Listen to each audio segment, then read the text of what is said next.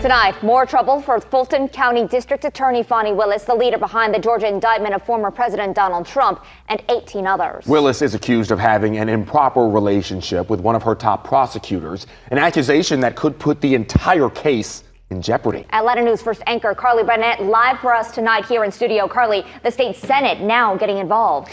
Alan, Savannah, we have been talking about this now for several weeks. It seems like there's almost a new update every day at this point.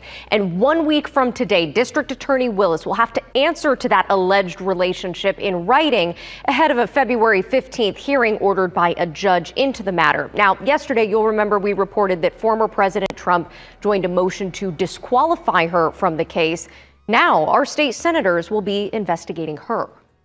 The yeas are 30 and the nays are 19. The Georgia Senate voted Friday to create a committee to investigate Fulton County District Attorney Fani Willis. To date, folks, $654,000 of taxpayer money has been spent on this. The committee would look into allegations of an improper relationship with Special Prosecutor Nathan Wade, who was hired by Willis.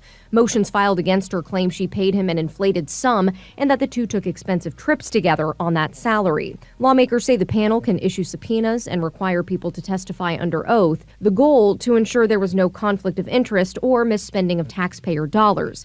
Attorney Josh Schiffer offering insight on the day's events. She had to have been expecting this. The state is very interested in clamping down on what it believes are rogue prosecutors acting in a way that is against the interests of justice. Also Friday, in the state house, Representative Charlize Byrd introduced articles of impeachment against Willis. Georgia State Law and Ethics professor Clark Cunningham explains what could happen. If the disqualification happens, a new prosecutor is appointed. If she's removed by impeachment, the governor appoints a new prosecutor. So the only way she could guarantee that her office stays in control of this case is by taking a leave. Atlanta News First obtained an official copy of the complaint filed in the State Ethics Commission Thursday by Congresswoman Marjorie Taylor Greene against Wade. It reads in part, quote, "The public has a right to know who or what has influence over the officials employed by their tax dollars." Now, we did reach out to District Attorney Fani Willis's office. She has not returned our request for comment. Alan? Carly, thank you. We've had lots of turns in the case against... Let's rock on the mic.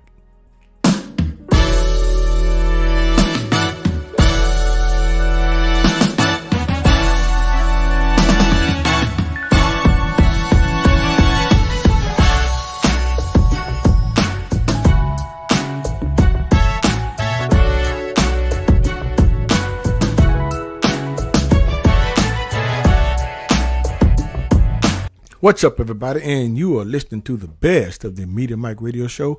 I am your host, the Media Mike Speaks, sponsored by New Justice Media, where we are the voice of the everyday citizen. The time is now 13 minutes past the hour here in the Lone Star State.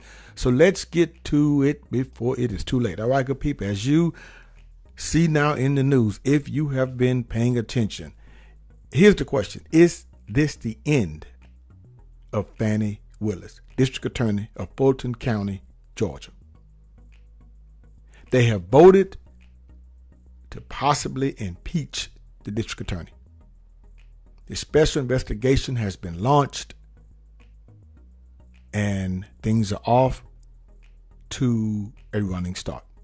And it is not looking good for Fani Willis.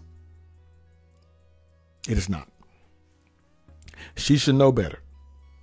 Well, not that she should know better. She should know how this goes.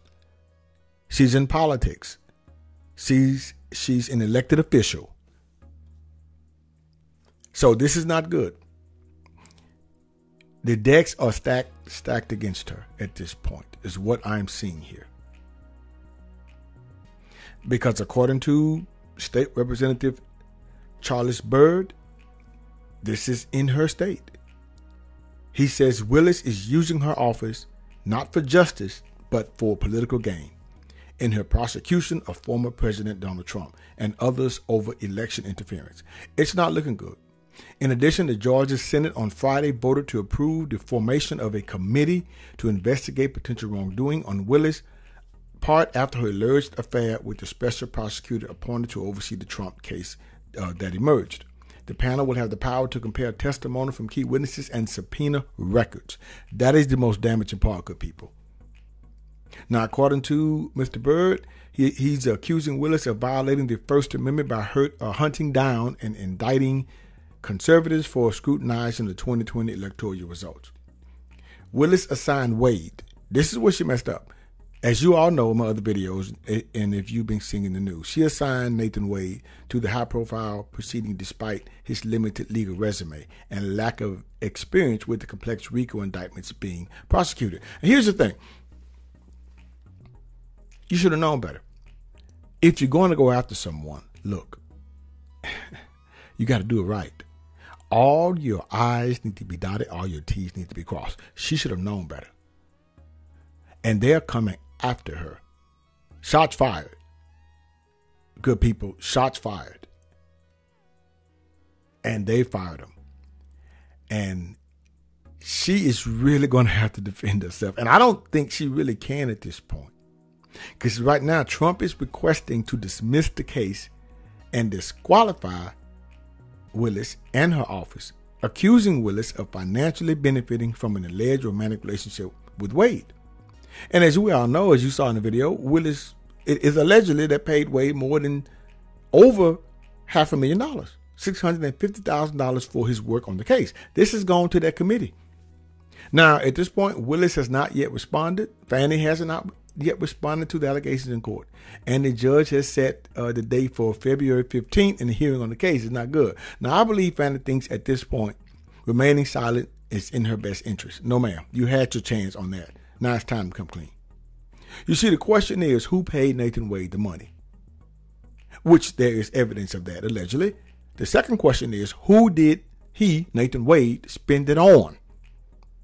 You have the ex-wife testimony. Go figure. Follow the money. And that's what the investigative committee is going to do.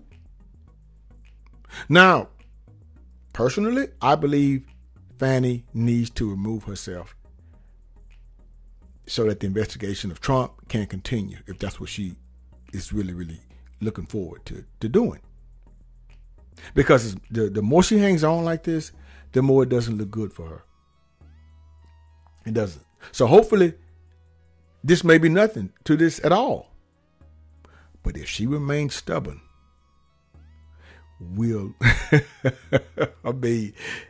but if she remains stubborn, well, we all know that pride comes before the fall. Until next time, this is your guide, Mr. Educator, Mr. Communicator, Mr. Free Thinker. Subscribe, share, and like to keep me rocking on the mic. Have a good night. I'll understand you soon, it won't be long. Keep on, keep running.